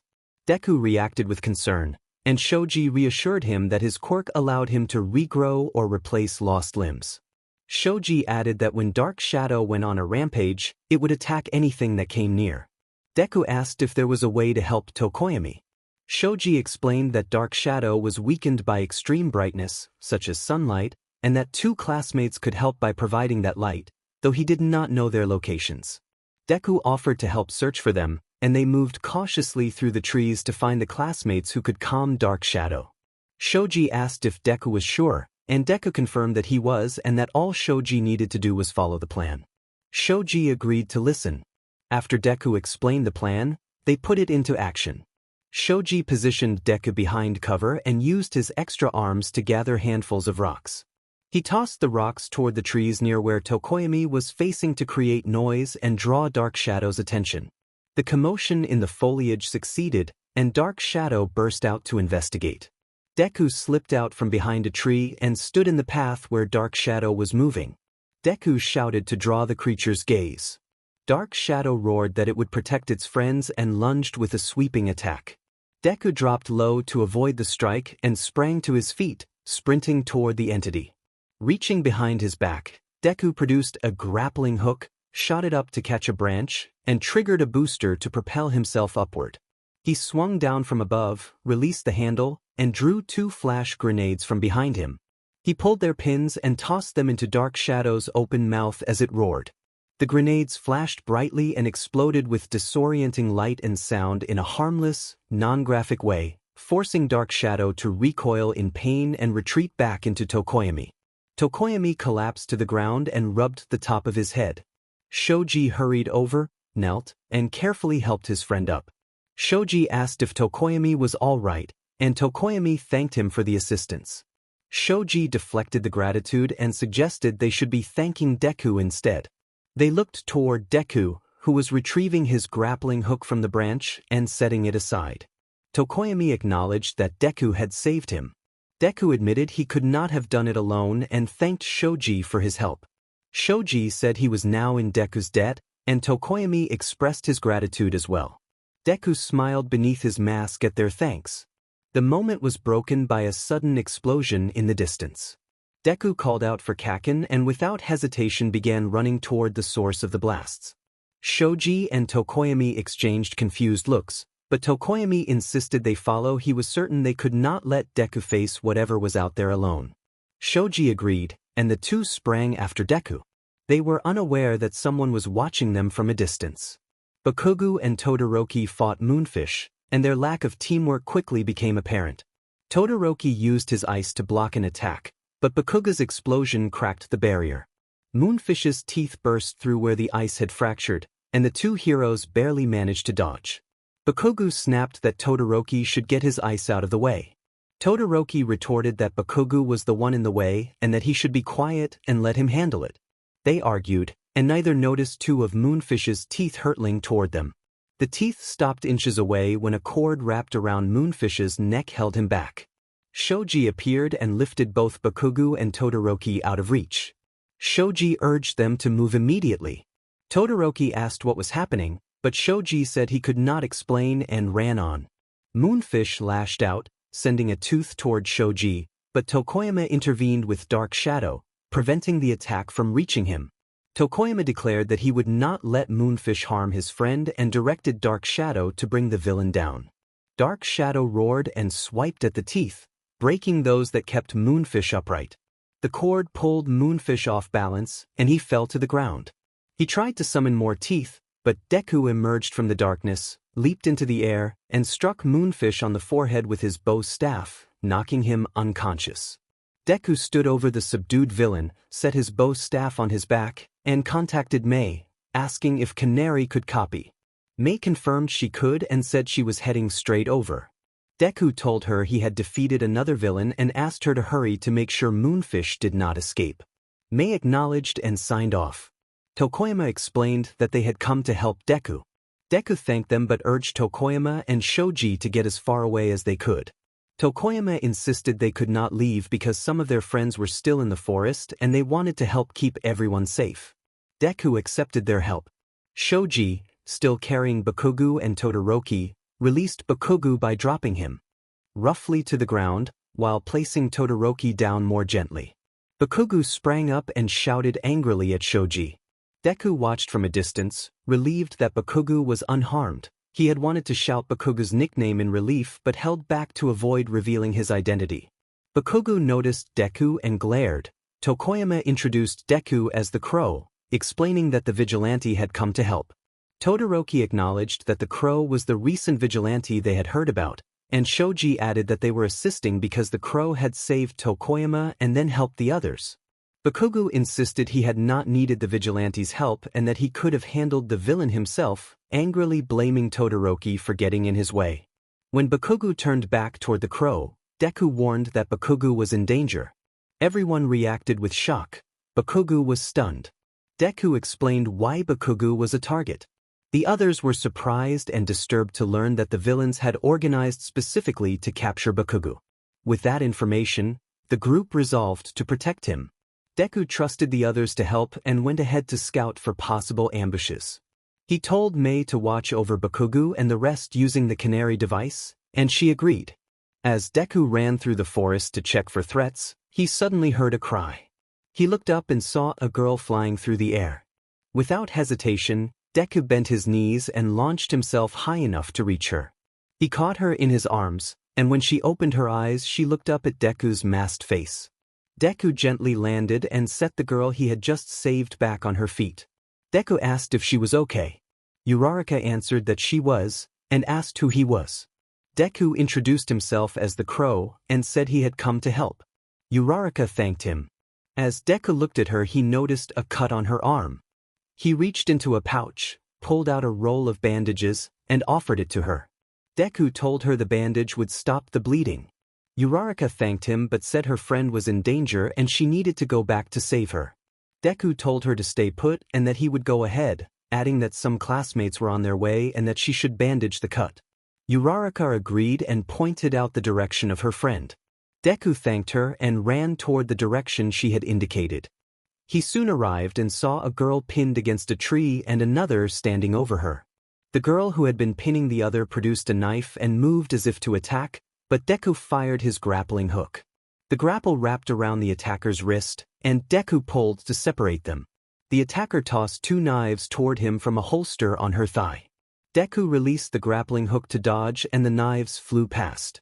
He re-extended the cord, but the attacker rushed him with a flurry of slashes. Deku dodged and used a backflip to kick a knife away, creating distance before drawing his bow staff. The attacker paused and asked if they had met before. Deku realized she was the same girl from the alleyway. He remained silent, gripping his staff and waiting for an attack. The attacker launched 4 syringes, which Deku deflected with his staff, but he felt a sharp strike to his right leg where a knife had lodged. He wondered how she had managed it. The attacker closed in again, slashing with 2 knives. Deku blocked with his staff, but each block felt like the opponent was growing quicker. Deku thought he needed distance. As he stepped back, pain from the knife in his thigh opened a window for the attacker to tackle him to the ground and pin him, pressing a blade against his neck as a threat. The attacker warned him not to move or she would hurt him. As she leaned in, she said his eyes looked familiar and reached for his mask as if to get a better look. Before she could unmask him, a strong tongue wrapped around the attacker and tossed her off. Deku sat up and saw Tsu, who had freed herself. Tsu asked if he was all right, and Deku thanked her. Deku grabbed his staff and faced the attacker again. The attacker, realizing she could not handle both of them, said she would learn the face behind Deku's mask another time and fled into the forest. Deku called for her to stop and tried to pursue, but the knife in his thigh forced him to his knees. He stared at the knife lodged in his leg and reached for it, but Tsu grabbed his hand and warned him not to pull it out or he would lose a lot of blood. Deku protested, panting that he had to catch up before she got away. Sue insisted he could not go in his current condition. Deku resolved that he had to stop her no matter what. He pulled the knife from his thigh and cried out, then converted his staff into batons. Sue asked what he was planning. Deku pressed the heated batons together at the wound to close it, holding them until the wound sealed enough to stop significant bleeding. He panted and confirmed that the bleeding had slowed and that he could move more safely now. He slowly got back to his feet and prepared to go after the attacker, but he hesitated for a moment to steady himself and gather his strength. Deku watched everyone arrive, but when he looked more closely he noticed Bakugo and Tokoyama were missing. He asked where they had gone. Shoji began to say they were right here, but his words cut off as everyone realized the two had disappeared. Todoroki pointed out that they had just been with the group. A hush fell over the crowd as they searched for any sign of the missing pair. Everyone looked up to see Mr. Compress perched on a branch. He taunted the group by asking if anyone had lost something and then produced 2 marbles from between his fingers. Todoroki immediately launched an ice attack, but Mr. Compress dodged.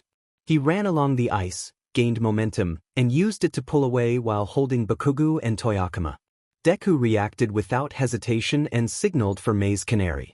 Mei's Canary dove down, caught Deku's sleeve, and began carrying him toward Mr. Compress, but they were not closing the distance. Deku urged Mei to make the Canary go faster. Mei apologized to Izuku and explained that the added weight prevented higher speed. Deku asked if there was any other way to get closer. Mei admitted that she had installed rocket boosters on the Canary but warned that they were unstable and that she might lose control if she used them. Deku insisted that she activate them, arguing that it was their only chance to stop Mr. Compress from escaping with Bakugo. Mei hesitated, then flipped the seal off the big red button in the center of her controls and hovered her finger above it. She called to the Canary and pressed the button. The rocket boosters extended from the Canary's wings and ignited, propelling it straight toward Mr. Compress. Mr. Compress glanced behind him as the boosters fired. Deku and the Canary slammed into him and were flung through the air at high speed. Deku managed to grab hold of Mr. Compress and forced his grip open long enough to seize the marbles. As the boosters began to fail and the descent became dangerous, Deku twisted his bow staff to extract a detachable shock baton and used it to deliver a controlled, non-lethal electric jolt to Mr. Compress's arm, temporarily incapacitating his grip. The two fell toward the ground, and Deku used Mr. Compress as a buffer to absorb the impact. When the dust settled, Deku rose to his feet on top of Mr. Compress, the marbles secure and his resolve unchanged. Deku groaned from the fall. As he pushed himself up, he looked up and saw 3 villains standing before him. He quickly grabbed the spare baton from his back and connected it to the other one to form his bow staff. Toga noted that this was the person she had been talking about. Twice asked who he was and suggested they beat him up to find out. Dabi agreed that they should see who he was. The 3 of them charged. Deku braced himself and ran toward them. Toga threw knives, and Deku skillfully deflected each blade with his bow staff, making sure none slipped past him. Twice leaped into the air and swung his sharp measuring tape with unpredictable motions. Twice taunted Deku to show what he had. Deku moved to dodge Twice's frantic swings. Noticing that Twice kept aiming around torso height, Deku ducked, reached behind him, and fired a grappling hook. The cord wrapped around Twice's left ankle and pulled, sending Twice tumbling onto his back. Twice winced and curled up, clutching himself. Deku steadied himself and looked up to see Dabi and Toga approaching. Dabi commented that the opponent was tougher than expected. Toga admitted she was eager to know who was behind the mask. Dabi suggested Toga take him since she had faced him before, and Toga accepted the opportunity with a grin. Toga charged and tossed more knives. Deku again blocked them with his bow staff. She closed in and tried to cut him with the knife in her right hand, saying she had hoped to draw his blood this time. Deku replied that she would not be getting his blood. He shifted aside, tripped her with the staff, and when she fell he moved behind her to pin her to the ground. Dabi stepped forward with his palm open and warned Deku to let her go. Deku asked what would happen if he did not comply. Dabi threatened to scorch him if he refused. Deku released Toga and stood directly in front of Dabi. Dabi demanded to know who he was and why he was here. Deku identified himself as the crow and said he had come to stop them, especially their leader, because that leader had been responsible for the death of his sensei. Dabi acknowledged the desire for revenge but declared Deku would not succeed. Blue flames began to spark in Dabi's palm, aimed at Deku, but the attack never reached him. Deku was struck in the head by a small impact, and when he looked to the side he saw Mei, her canary device damaged but functional. Mei asked if she had gotten him. Deku confirmed that she had, and thanked her, saying that without her help he might have been dead. Mei replied that she was glad to help and asked whether Deku had rescued the students. Deku said he had, and Mei urged that they should leave immediately. As Deku moved to follow her, a light laugh cut through the air. Mr. Compress was rising, amused. He told Deku that the marbles in his hands were not the students. The marbles in Deku's palm melted like ice and fell to the ground. Mr. Compress removed his mask to reveal a marble in his mouth. Deku lunged at him, but Mr. Compress produced another marble from his sleeve and threw it. The marble transformed into a wooden log that shot toward Deku. Deku dodged. Mr. Compress then sealed Dabi, Toga, and twice into marbles and rolled them past Deku's feet. For a moment Mr. Compress released the quirk so his comrades could be free, but Deku ignored that and rushed Mr. Compress, grabbing his jacket and ripping the mask off to try to retrieve the marbles from his mouth. Mr. Compress had anticipated the move and kept his mouth open. Mr. Compress taunted Deku that if he wanted his friends, he would have to go get them. Deku glanced to his right and saw Mr. Compress's hand flick 2 marbles in the direction of the others. Deku let go of Mr. Compress as the marbles tumbled away and the situation remained tense. Deku lunged for the marble, but as they flew through the air the marbles separated and he could not tell which contained whom. He guessed and grabbed the one on the left. When he opened his palm he realized he had saved Tokoyami instead of Katsuki Bakugo. The marble he had missed fell and rolled into Dabi's hand. Dabi rose and crushed the marble while looking at Deku, gloating that they had won the round and that Crow had only come for the kid anyway. Black portals opened behind the villains and they began to step back into them. Deku set Tokoyami down and sprinted toward the nearest portal as it was closing.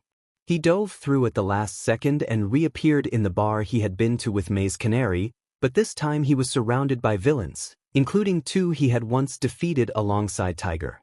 Shigaraki demanded to know who he was. Dabi identified him as the Crow and said it had been a mistake for him to follow them through the portal. Deku insisted that they return Katsuki Baku. Shigaraki laughed and pointed out that Deku was surrounded and could not take them all alone. Deku repeated his demand to get Bakugo back, saying he would deal with Shigaraki another day. Shigaraki pretended not to know who he was and lunged for Deku, but Kurojairi appeared behind Deku and struck the back of his head, knocking him unconscious. Deku collapsed and Shigaraki demanded to know why Kurojairi had stopped them. Kurojairi replied that this was the boy they had seen with Stain. Shigaraki ordered Kurojairi to take Deku to an empty room and remove all his equipment. Kurojairi obeyed, opened a portal, picked Deku up, and carried him through. Shigaraki instructed the remaining League members not to interact with Deku. They fell silent and then complied. An hour later Deku woke bound to a chair, wearing only his shirt and boxers in a dark room. A door opened and 2 figures entered, shutting it behind them. One flipped on a light overhead, the other stepped into the light, revealing Shigaraki's face. Shigaraki asked what Deku's stare meant. Deku did not answer. Shigaraki warned that he had ways to make him talk, then struck Deku across the face. Deku kept glaring, which only angered Shigaraki more. Shigaraki then repeatedly struck him in a sustained, brutal assault. After about 15 minutes Shigaraki ran out of breath. Deku went quiet, dazed and exhausted. Shigaraki mocked that he had expected one of Stain's followers to last longer. He dragged a wooden chair to face Deku and sat down, saying that if Deku answered his questions he might be kept alive a little longer. Deku, understanding, gave a slow nod. Shigaraki asked who he was. Deku stammered that he was the Crow. Kurojairi clarified that the Crow was the vigilante that had been in the papers recently. Shigaraki realized that the Crow was the same person he had seen back in Hosu, where the hero killer had died. At the mention of Stain, Deku lunged toward Shigaraki but was restrained by the chair's bindings. Shigaraki noted that he had struck a nerve and asked whether Deku had come just to rescue the kid or because of Shigaraki himself. Deku raised his head and, voice trembling, said it had been both. Deku stammered that he had come for both of them. Shigaraki replied dismissively and, judging by Deku's condition, declared that he would be unable to do anything. Shigaraki rose from his chair and kicked Deku, leaving him gasping and doubled over from the impact. Shigaraki then moved to the door and rested his hand on the knob without opening it. Shigaraki instructed Kurogyari to attend to Deku's injuries. Kurogyari agreed and immediately began tending to him. After a few minutes, Kurogyari finished patching Deku up, switched off the light, and stepped out. He found Shigaraki leaning casually against the wall. Shigaraki remarked that it had taken some time. Kurogyari apologized and explained that the injuries had taken longer to patch but that Deku would survive. Shigaraki said they should go recruit their new number, and Kurogyari consented. As they walked together, Shigaraki asked for information about the kid known as the Crow.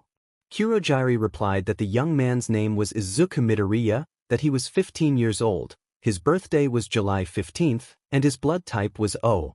Shigaraki interrupted, asking only where the boy lived and what school he attended. Kurogyari explained that Izuku lived in an apartment with his mother, Inko Midoriya, and attended an ordinary school.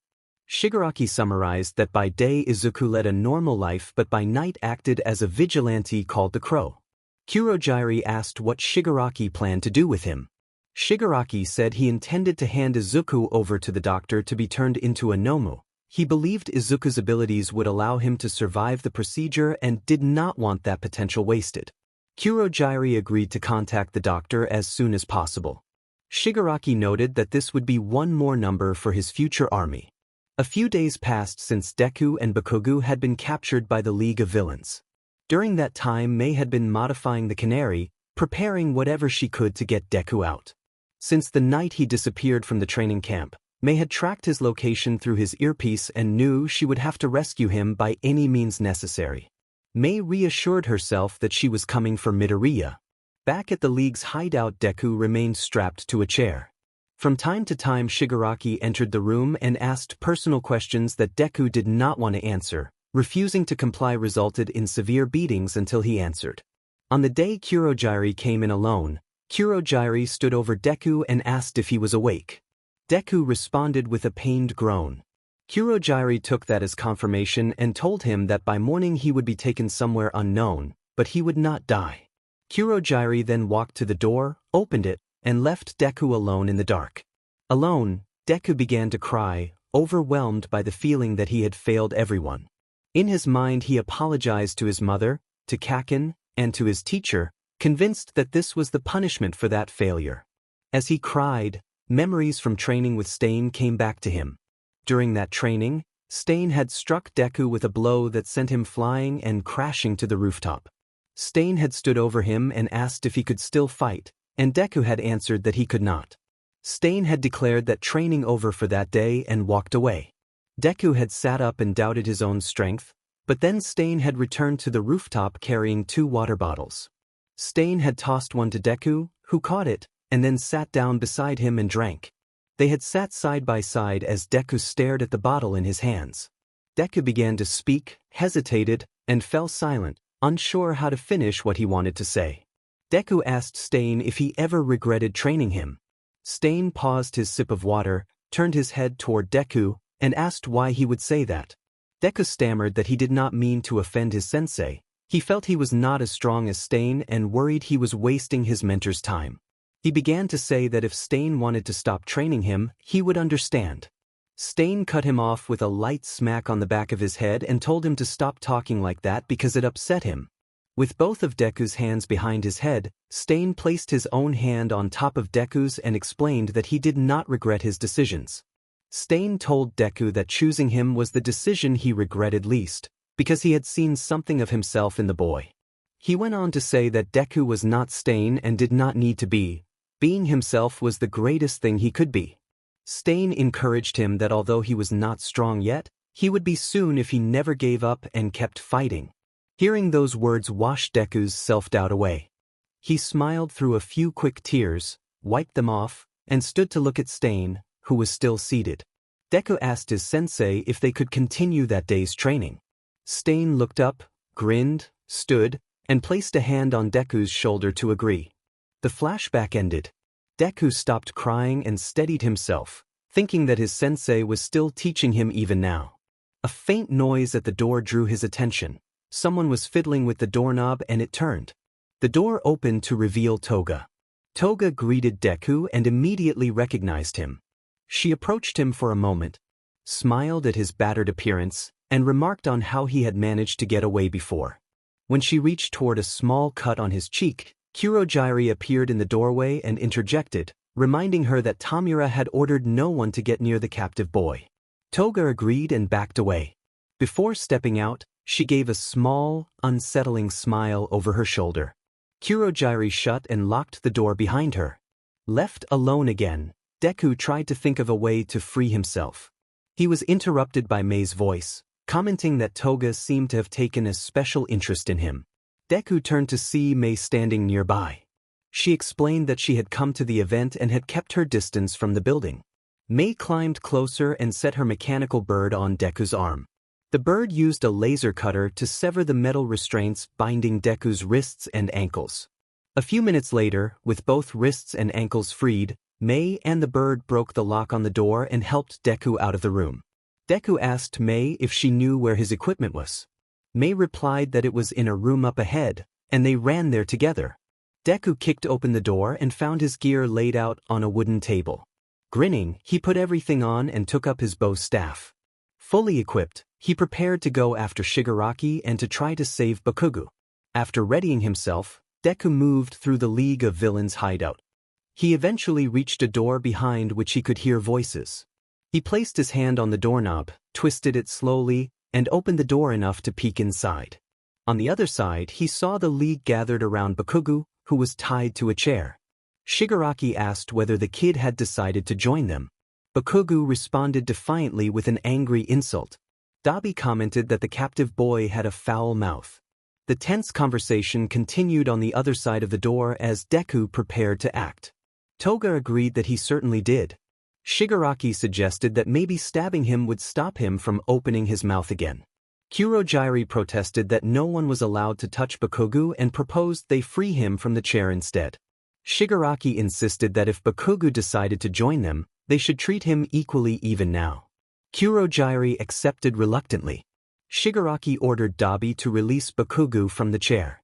Dabi nudged twice and told Twice to do it. Twice protested that Shigaraki had told Dabi to do it, but Dabi insisted that Twice should go. Twice sighed and complied. Twice walked over to Bakugo and began unlocking the latches. The moment the locks gave way, Bakugo shoved Twice aside and charged at Shigaraki. He unleashed an explosive blast aimed at Shigaraki's face, shattering the villain's grip and forcing Shigaraki to recoil. Bakugo fell back into a defensive stance and braced himself for the others to attack, but Shigaraki stopped them by raising his right arm. Shigaraki warned Bakugo that he could not take all of them on by himself and told him to surrender while he still could.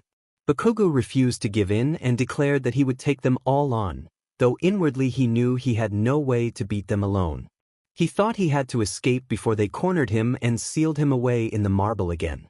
He considered breaking for the door behind him, but expected them to pursue immediately, and he assessed the other exit across the room. When Bakugo glanced toward the door behind the League, he saw it cracked open and a figure peeking through the gap. Before he could make out who it was, Shigaraki interrupted, saying the kid needed more time and commanding Mr. Compress to seal him. Mr. Compress acknowledged the order and moved to comply.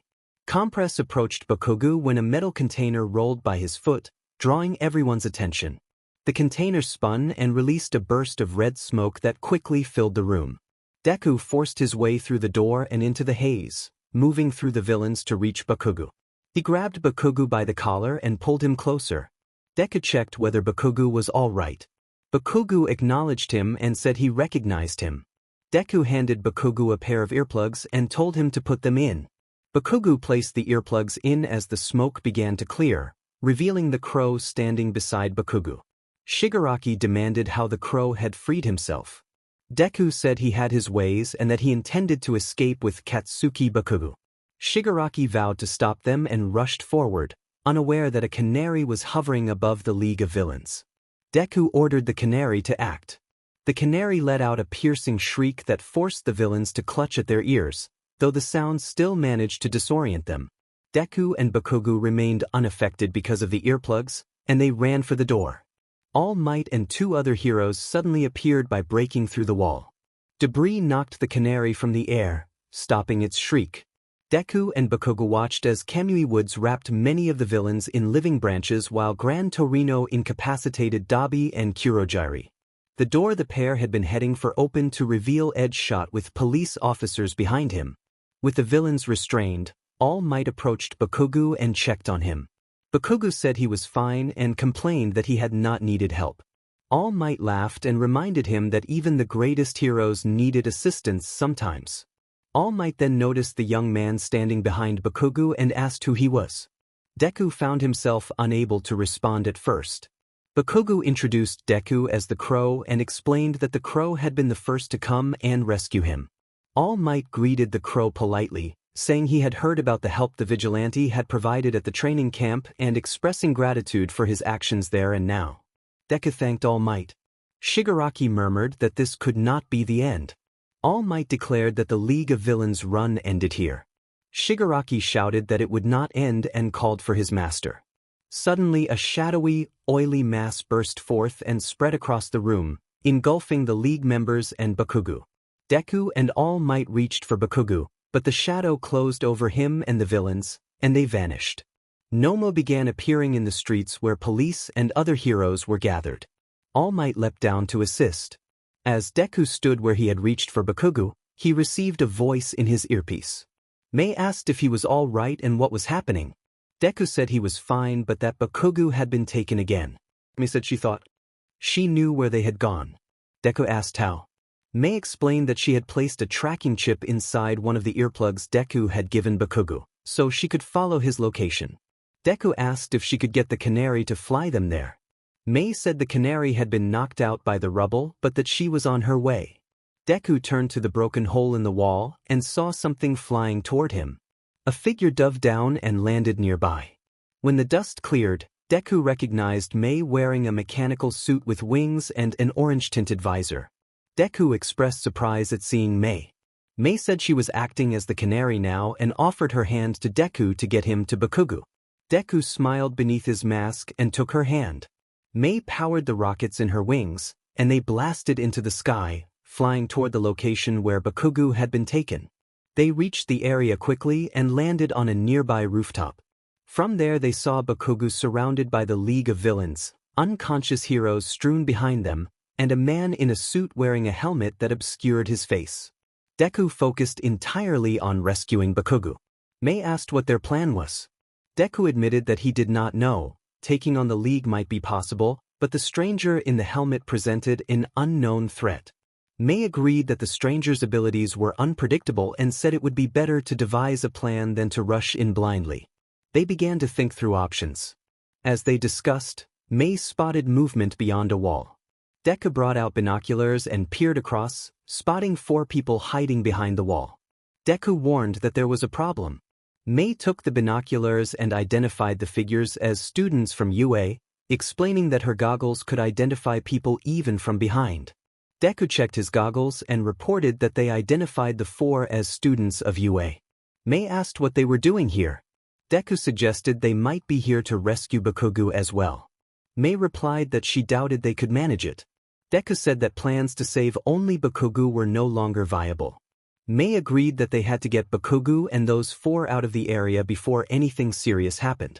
After a short minute, Deku and Mei formed a plan and put it into action. Bakugo was doing his best to hold his own against the League of Villains when Deku suddenly appeared from above and landed in front of him. Bakugo reacted with surprise and irritation, asking who it was. Shigaraki cursed and demanded what it would take to make the brat go away. Deku planted himself firmly and faced Shigaraki while calling Bakugo by the old nickname Kaken. When Bakugo heard the name, his eyes widened. The nickname was rare and carried weight. Deku turned toward Bakugo and noticed that the crow who had come to save him was a familiar face from middle school. Bakugo insisted he was fine and that none of the villains could touch him. Deku suggested getting him out of there, but Bakugo moved to stand beside him, ready to keep fighting. Bakugo declared that they needed to deal with the villains, and Deku agreed. Shigaraki ordered his members to stop them, and the League rushed forward. The two sides clashed. At that moment, Mei stepped forward to reveal her part of the plan. The four attackers were startled and did not recognize her because of the outfit and the voice changer she had built into her suit. Kirishima asked who she was, and Mei introduced herself as the crow's partner, Canary. Deku and Bakugo continued to fight until All Might arrived. All Might announced his presence, and All for One acknowledged him. All Might observed that Deku and Bakugo were handling the League well enough that he did not need to worry about them. All for One implied that only one opponent remained, and All Might moved straight toward All for One to engage him. While those two began their battle, Deku and Bakugo backed up to back as the League members circled them. Deku panted and asked if Bakugo was tired, and Bakugo panted back that he was not and challenged Deku to keep up. Deku confirmed he could,